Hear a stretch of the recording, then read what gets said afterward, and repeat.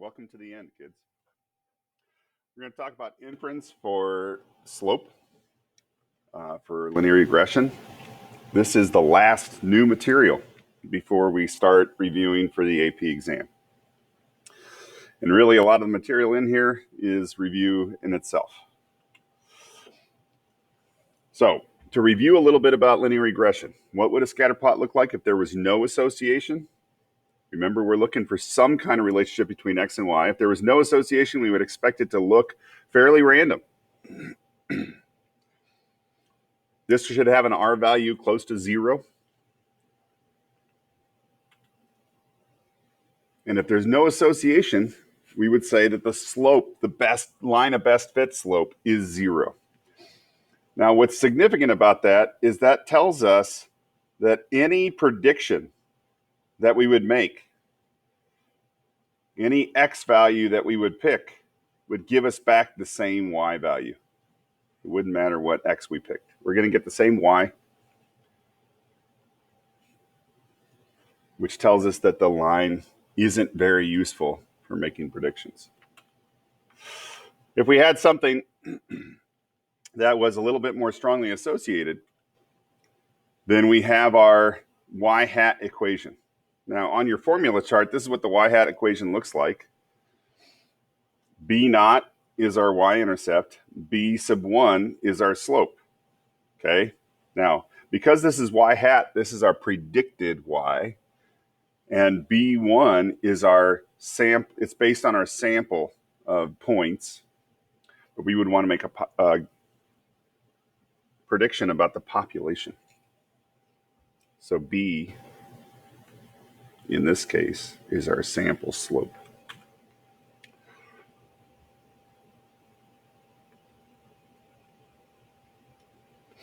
Okay.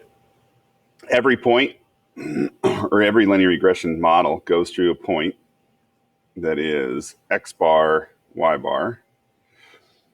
And that is kind of our hinge point. So it's the average of the X's. Add them all up, divide by how many, average of the Y's. Every linear regression equation goes through that point. Points may hinge based on points that we have, or the line may hinge based on the points that we have out here. These are called influential points. Remember, they have high leverage, so they could pull the line up or down. If we have points on either side, it's not going to do much to it. But if we got rid of one of them, definitely would affect the slope. Remember that we had something called residuals. Residuals are the difference between the observed and predicted value. Often we say residual is observed minus expected, or the Y minus Y hat. Believe it or not, our best fit line will actually miss most of the points. So observed minus predicted is Y minus Y hat. We got to remember what a residual is. And if we looked at a residual plot, what we're essentially graphing is how far away are the points from the line. So every point has a residual. Here's our residual plot. A negative residual tells us that the line is over predicting, and a positive residual tells us that the line is under predicting. What we want to see in a residual plot is no distinct pattern.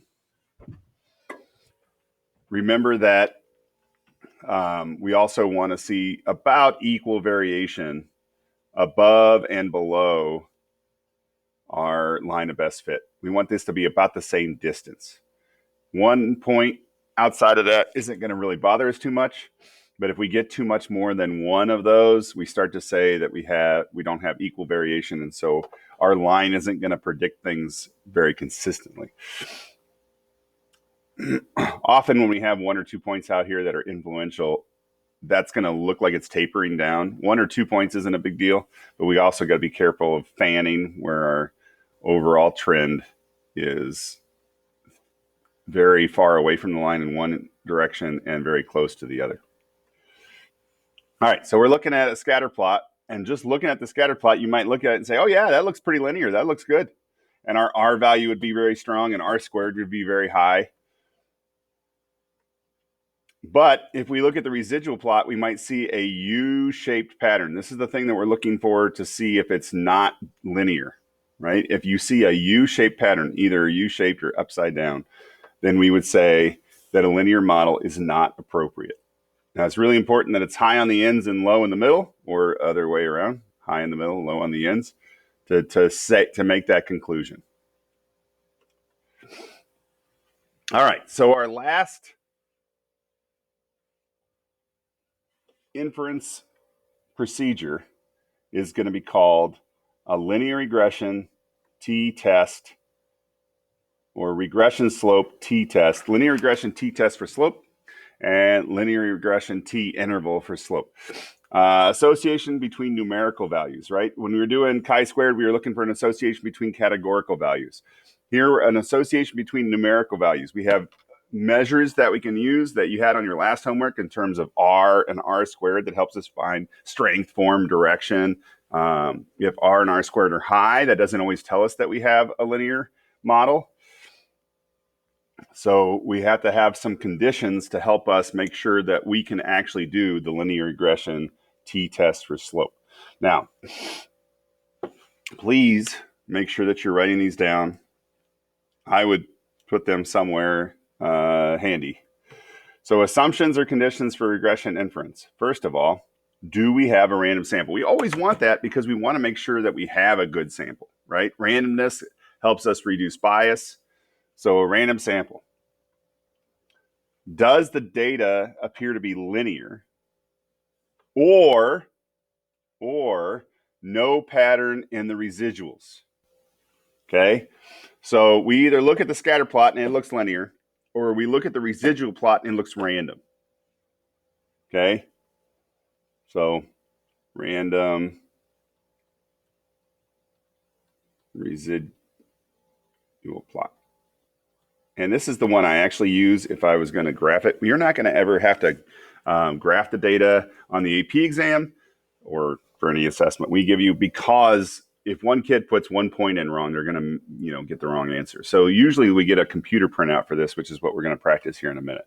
But we have to at least understand what the conditions are and go through them. Do we have a random sample? Do the data appear to be linear, or is our residual plot random? We want equal variance in Y, okay?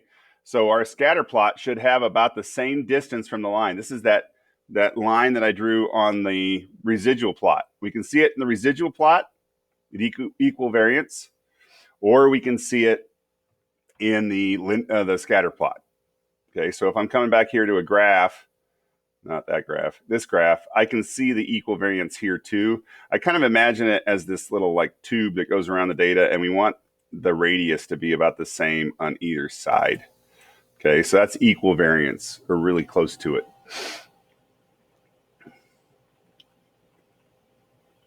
And then lastly, we want a nearly normal distribution of the residuals. Now, you have to graph the residuals on your own if you're doing this with your raw data. So if you're doing some kind of science or other discipline and you're trying to associate two variables, you want to make sure that your residuals look approximately normally distributed.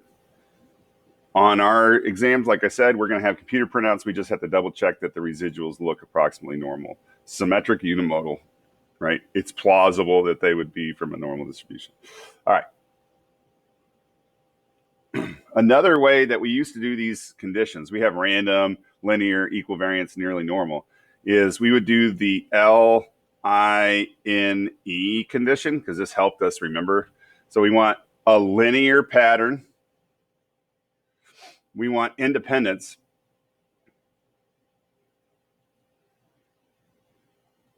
Okay, so independence, nearly normal condition for the residuals, and equal variance.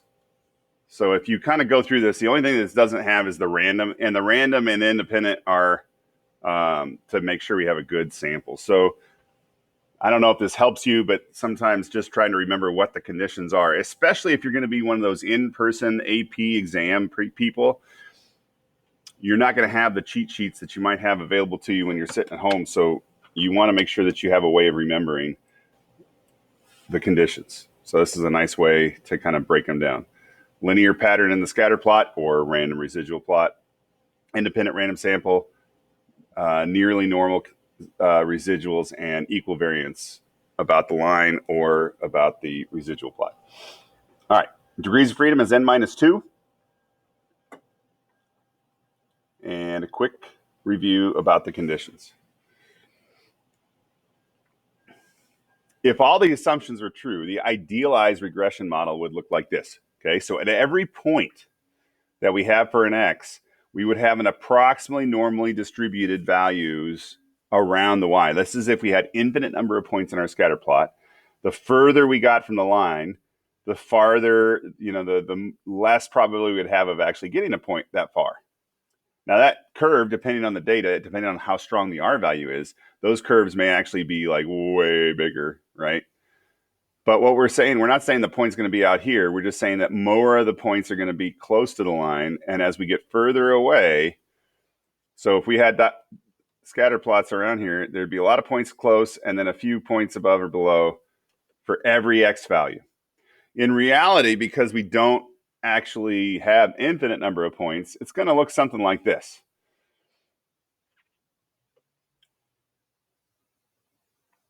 All right.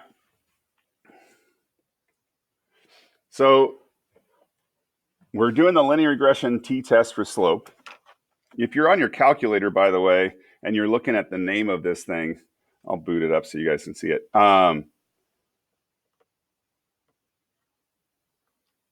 When it just says linear regression t-test or linear regression t-interval. So when I go to stat, I go to test, it's one of the last ones. So linear regression t-interval, linear regression t-test, it's only for slope for our calculator. It doesn't test for the intercept. There is a test for the intercept, just not in our course. So we're just testing to see if the slope is useful. So this is a t-test for regression slope. We're going to define beta. And you don't have to put the 1, but beta is the population slope. Remember, if it's Greek, this is the population slope.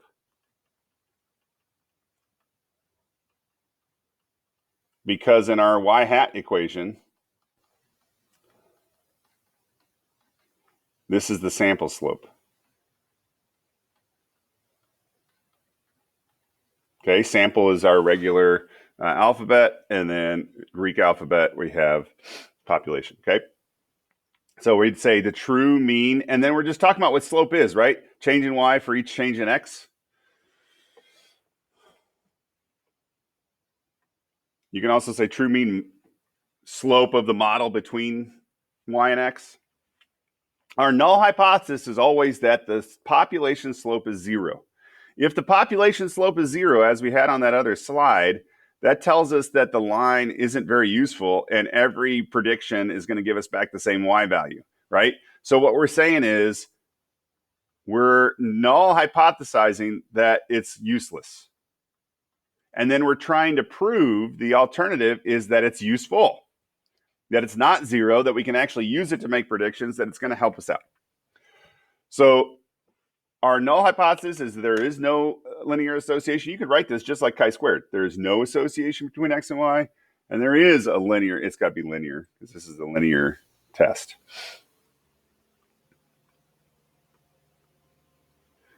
That's unfortunate. Let me clear this off.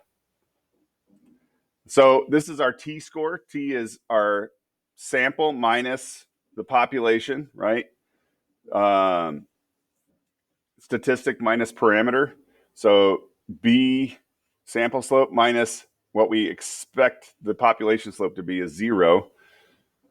And then, or hypothesize, we don't expect it. Hypothesize the population slope. And then this is the standard deviation of the slope.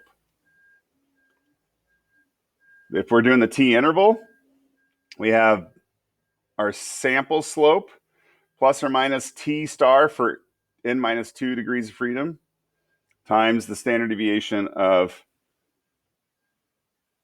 the slope. There is no calculator shortcut for the interval in that we have to do a little work to be able to get to here. If you have the data, If you have the data, your calculator will do it. But if you don't have the data in list 1 and list 2, your calculator will not do it. Okay, so if we go back to look at this, and we're telling you, hey, most of the time you're going to have a computer printout, then when we come here, there is no list 1 and list 2 to help us do it. Okay, if we had the data and we wanted to put it in list 1 and list 2, we could certainly use the calculator to find the linear regression t interval. If we don't have the data, we can't. The same is true, by the way, when we're going to linear regression t-test, there's no place to put in data like we did for the other t-test. So these calculator shortcuts are useless, but we're going to have a computer printout to help us build it. You have to know this formula. This is statistic plus or minus critical value times the standard error of the test statistic. This is what's written on your formula chart. You just got to know how to plug things into that. All right, so now we're going to transition. If you have the link to the 10.4 notes, this is where you want to get them. These are our computer printout practice problems. And we're going to be looking at these problems. The first one is about horses. So I'll give you a second, pause the video, go and get this worksheet, or pull it up on another screen, or just follow along the best you can and take notes. This is what the computer printouts look like. So in this computer printout, they give us just about everything they could possibly give us. And I want to break down for a second what we have. First of all, large herds of wild horses can become a problem on federal lands in the West. Researchers hoping to improve the management of these herds collected data to see if they could predict the number of foals that would be born based on the current herd, size of the current herd, right? How quickly is the population growing? How bad is this a problem? Data from the random sample of 38 herds is summarized below. All right, so some things that we have to remember about this. First of all, here's our scatter plot. Does it look linear? Here's our residual plot. Does it look random? In either graph, does it look like I have an equal distribution of the residuals? Not of the residuals. Do I have equal variance, right? Is this distance about the same? Is this distance without, well, that one might be a little bit of an outlier. This is about the same distance, right? So when I'm trying to put that little tube around the data here to gather it all up, I'm looking for that. I don't see any fanning. I don't see a U-shaped pattern. We have a little gap in the data, but that's not a big deal based on these 38 hertz. Okay, so I'm looking at that. Next thing I'm trying to figure out is, and this is fairly symmetric in unimodal. Fairly symmetric. Like if you punch yourself in the face a couple times and squint at it, it looks kind of normal. So that's really what we're going through here if we're going to get into our conditions, but we'll talk about that in a second. All right, so when I'm looking at the data here, I'm looking at the two variables and I'm trying to figure out which one's the slope and which one's the intercept. Remember that your y-intercept doesn't change. It's constant. The slope is a rate of change. It's variable. And so we're going to have that with our x. This is y. Adults is x. This means that this is b sub 1. This is b naught. This is my standard error of the slope. This is the t value for n minus 2. And this is my p value. I have all the test statistics here. Okay, we also have the standard error of the residuals. If you get asked about that, that was on the review sheet from last time's homework. Standard error of the residuals. This is r squared. If we want to find r equals a square root of 0.79. Because this is a positive relationship, I know it's going to be a positive square root. If it were a negative relationship, I'd have to switch the sign. Okay, so that's a little bit of review also. So we're going to go through the linear regression t-test for slope. When I start moving this around, I'm not going to be able to see the whole screen. So I just want to go through the conditions really quickly with you before we get to it, right? My conditions, do I have a linear pattern in the scatter plot? Yes. Or a random residual plot? Yes. Either one tells me a line is a good fit for the data. Do I have independent random samples? One herd shouldn't affect the other because these are all over federal lands. And it does tell me I have a random sample of 38 hertz. So yes. Do I have a nearly normal distribution of the residuals. Pretty much. Good enough for me. This is not too skewed, no outliers for me to think that it couldn't be a normal approximation. And equal variance of the residuals.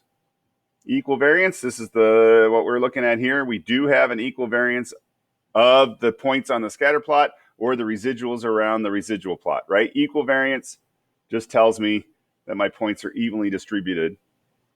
So we got to go through that. All right. So I'm going to go and you need to keep this in mind because I'm not going to be able to see it, but I'm going to slide this up and make it so we can do the test. Okay. So first things first, we always name the procedure, right? This is the linear regression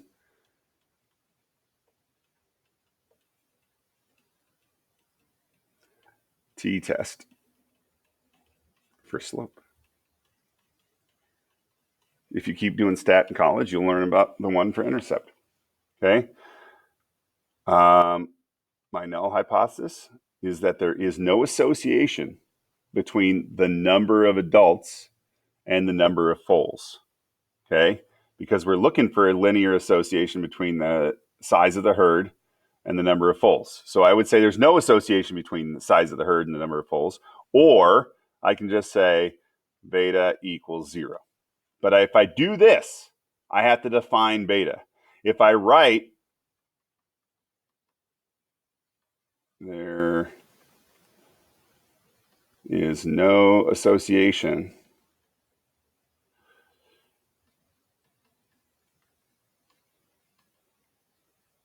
between herd size and number of foals, I don't have to define anything, right? So it's really up to you. If we do this, which is easier, we do have to do beta equals the true slope of the relationship.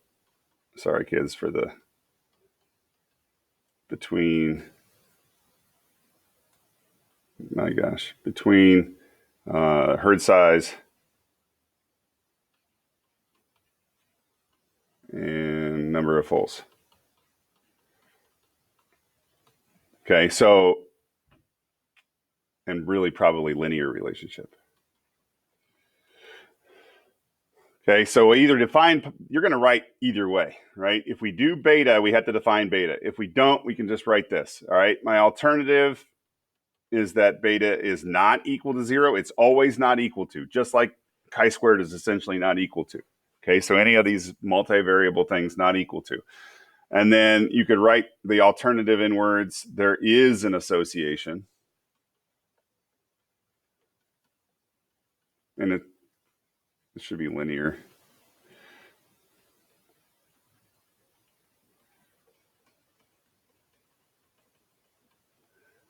Between, and then all that stuff, okay? Don't do what I just did on your actual problem. All right, so we've done that. Now we're going to do the conditions. So our conditions are going to follow that LINE pattern, right? We want their linear pattern in the scatter plot or a random residual plot. A independent random sample of 38 herds is given.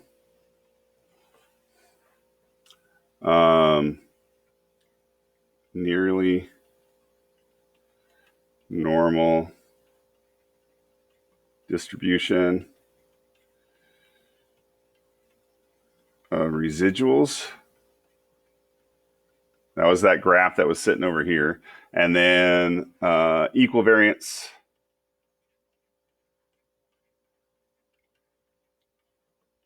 in Y. Okay, so when we're talking about equal variance in Y, equal variance in the number of folds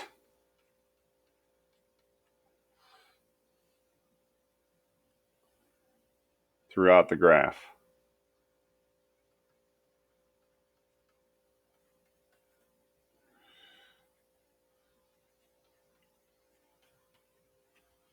Okay, so make sure we're talking about folds unless it's residuals, which don't have really units. Okay, herds, folds.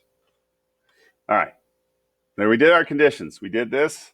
We're going to come down and have our actual test statistics. I'm going to put that right here. A little bit more writing space. I'm running out of room. So from up here, I have all the things that I need, right? I know that I have my t value is 13.5. My p value is essentially 0 plus, right? Like it's a little bit more than 0. It just says really, really, really small. And my degrees of freedom is 38 minus 2 is 36.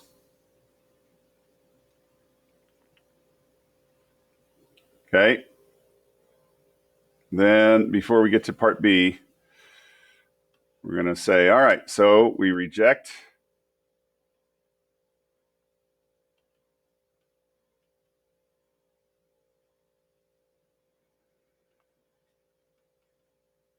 the null hypothesis because our p-value of 0 plus is less than alpha 0.05. I don't know what it doesn't say, but any alpha we would pick would be less. There is enough evidence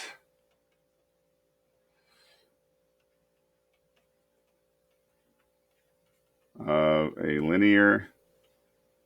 Remember, we're saying here linear association, right? Linear association. So we're going to say linear association between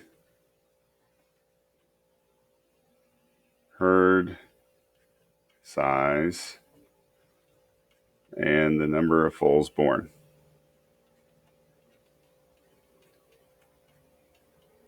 Another way to talk about this, if we're talking about beta, is to say there is evidence that the slope is useful for predicting number of foals born given the herd size. Okay, so we would just be going back to what the slope is and saying that in our conclusion. There is evidence that the slope is useful, because it's not 0, in predicting foals, number of foals born based on herd size.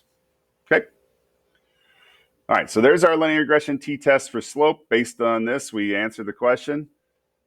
Then we're going to go down and look at the confidence interval. Create and interpret 95% confidence interval of the slope of the regression line relating herd size and number of foals born.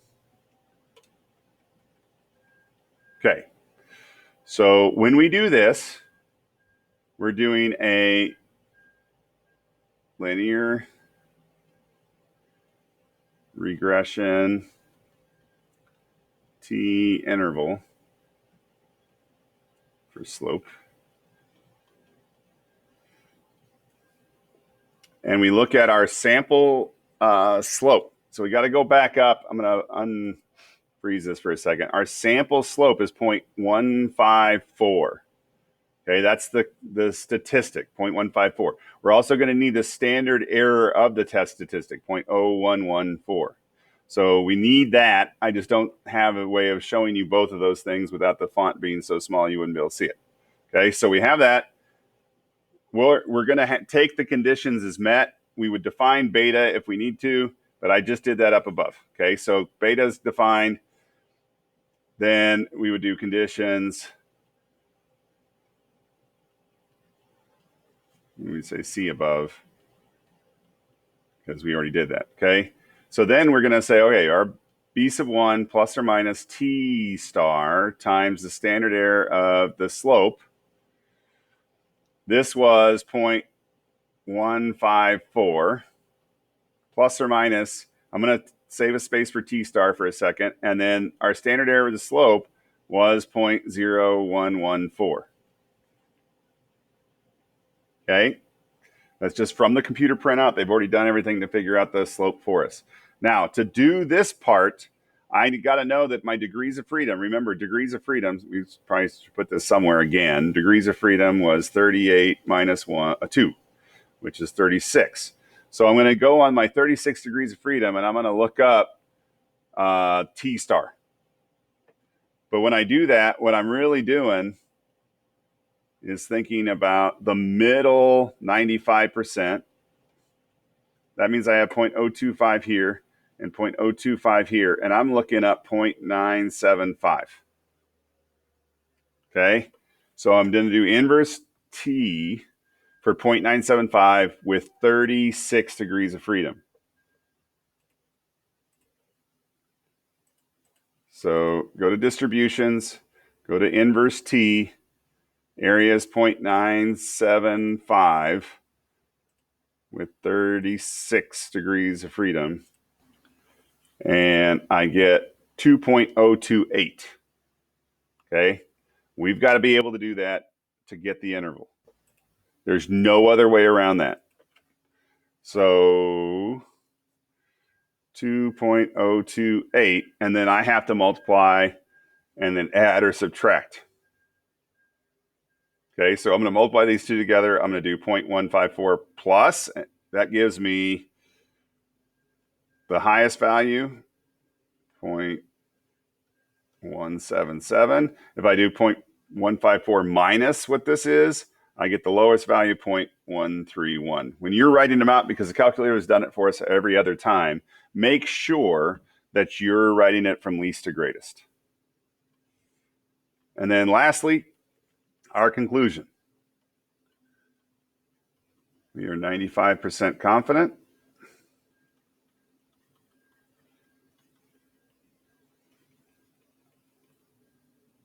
that, and then we're going to describe the slope, right? So what is slope? Well, we're saying we think this is the true population slope. That's what we were just trying to find. We're trying to find an interval for the slope of the regression relating herd size and number of foals born. And remember that we're trying to describe this so that as x goes up by 1, slope goes up by whatever it is. So we're going to say that for each increase in one adult in herd size,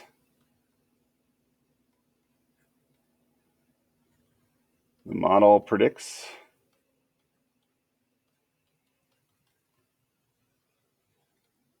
an increase, really mean increase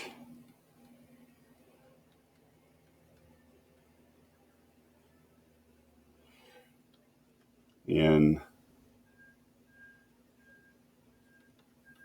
foals born between 0.131 and 0.177. Now, what we're really saying is we're describing slope. So this is almost the same sentence we wrote when we were writing the sentence for slope, which is on our cheat sheet that we did for homework from last time, or looked at for homework from last time, right, with the computer printouts. So the model predicts a mean increase in foals born for each one adult that is increased. When x goes up by 1, slope goes up between this and this for our interval. Notice 0 is not the interval. It's useful for predicting things. Okay, so we've done a test. We've done an interval. I'm going to go through and do the same thing for the second one. I strongly suggest that you pause the video and actually try it on your own. Look back at your notes, go through and see if you can figure it out, and then let it play and see if you got it right. That's going to be a much more effective way of you learning than just watching this like it's a TV show. It's the worst TV show you've ever seen, kids. So pause it. All right, I'm hoping that you've actually tried the problem before I go through it, but here we go. We're going through it. Again, I'm going to just kind of narrate this, my thinking for this, okay? So can the time students take, time taken on by a student on a test be used to predict their exam score? If you take longer, does it actually help you? Well, watching kids take the EOC last week, there were some kids that were really, really competing for the slowest thinker award. and they took 5 hours to take an EOC that other kids got done in 2 hours with. If you took 5 hours, does it really help your score? Are you trying to prove something to other people? Or are you just the slowest thinker in the room? The test scores on the probability exam for 24 students at Podunk High School were recorded by their statistics instructor, along with the amount of time and minutes it took for them to finish the exam. Data from the regression analysis is shown. Notice that while slight, it does look like there is an association. We might have an outlier here, but it does look like we have an association. We don't really have the line going through here to see it strongly, but as we go to the right, it goes down. We look like we have random residual. This does not look U-shaped. So I do think the line might be the best model we're going to have. It may not be a real strong R value, right? But we're going to have a good model. And then we have an approximately normal distribution that's unimodal and symmetric fairly, right? Not too skewed, no outliers, we're good. If that's the case, I look at this. Oh, look, it tells me intercept. What a nice gift. If it tells me intercept, I don't have to think too much. Notice we are talking about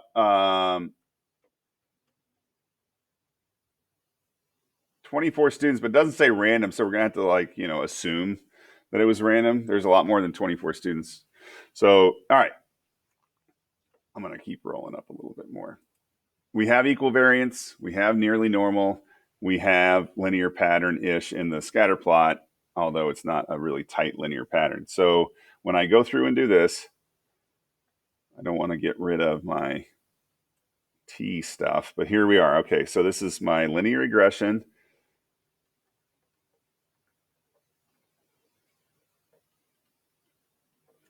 T test for slope.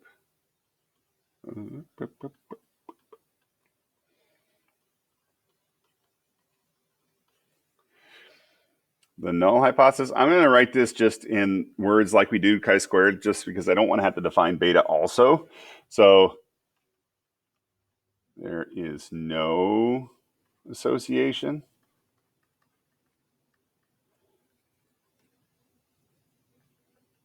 between time taken on exam, exam, and exam score.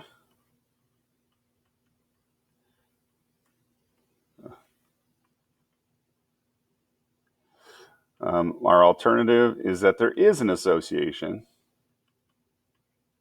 and this should be linear. Sorry, kids, there's a linear.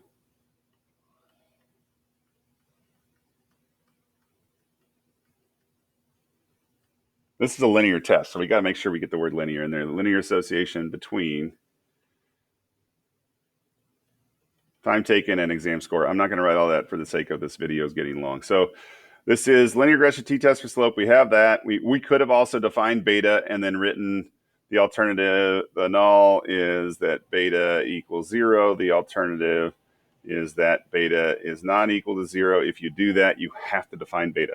All right. Then we're going to have, I'm going to assume alpha is 5%.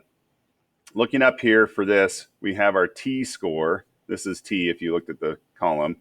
This is our p-value.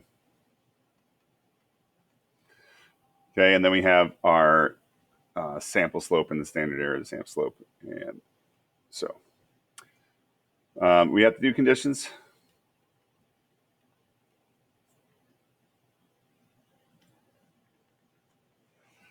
So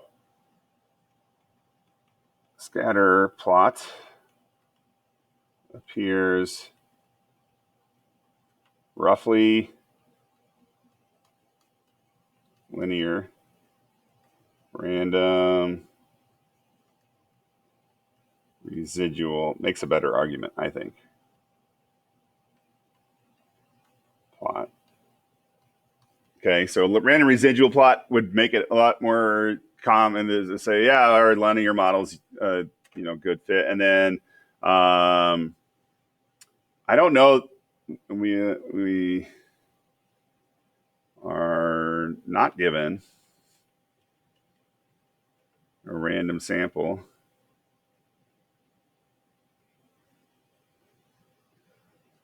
but have no reason to suspect bias.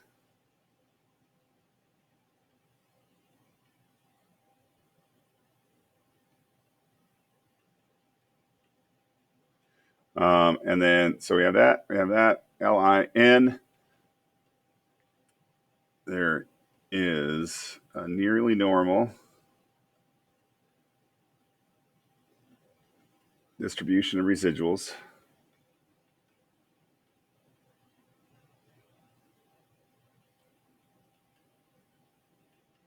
And equal variance about the regression line or equal variance about in the residual plot.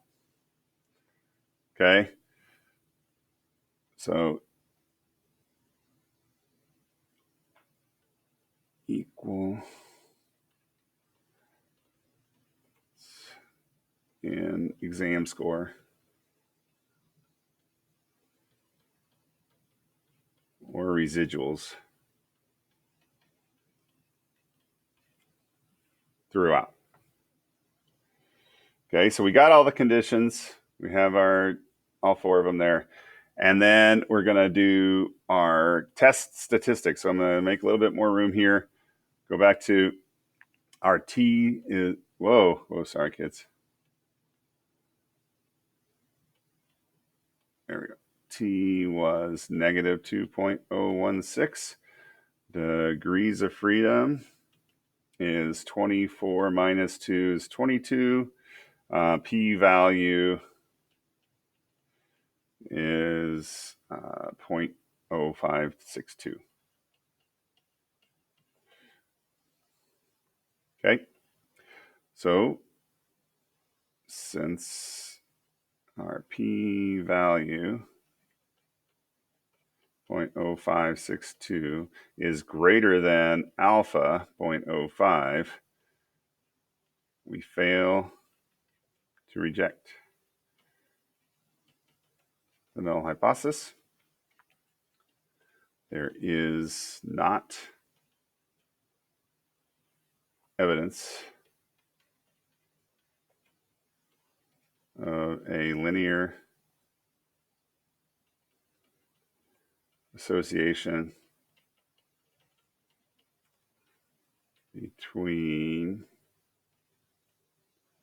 time taken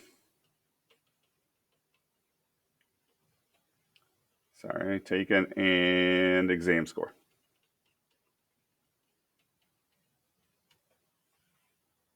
All right. So there's our second test, and then we're just going to go through here and knock out this interval really quickly. Remember that we do need to name it. This is the linear regression T interval for slope. This degrees of freedom was 24 minus 2. Our conditions are above. Here we would probably need to define beta as the true slope of the relationship between the time taken and the exam score. I'm not going to write that for time, but it's the true population slope between time taken and exam score, between X and Y. And then we are going to go through and grab the things that we needed to grab. Now, again, I'm just going to point it out. They told us intercept. So here's my B, my sample slope, and here's the standard error of the sample slope. What I have to look up is T star.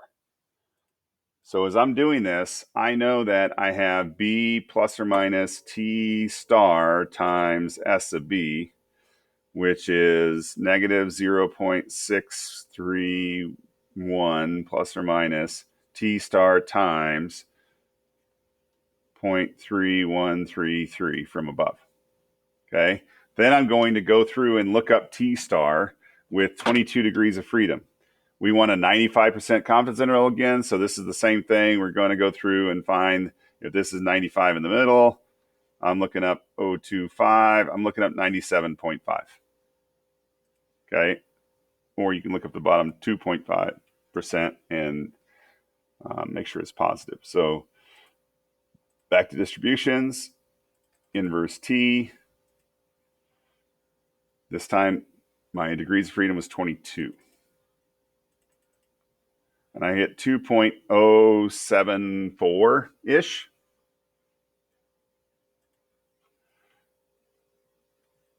So 2.074. I multiply these together, and then I'm going to either add it or subtract it. If I add it, it's the highest one. So I get 0.0184.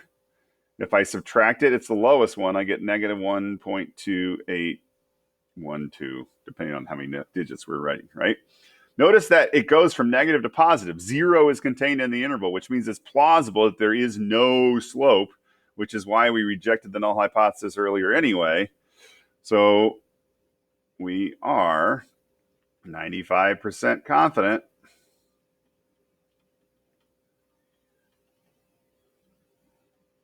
that for each increase in 1 minute of testing time,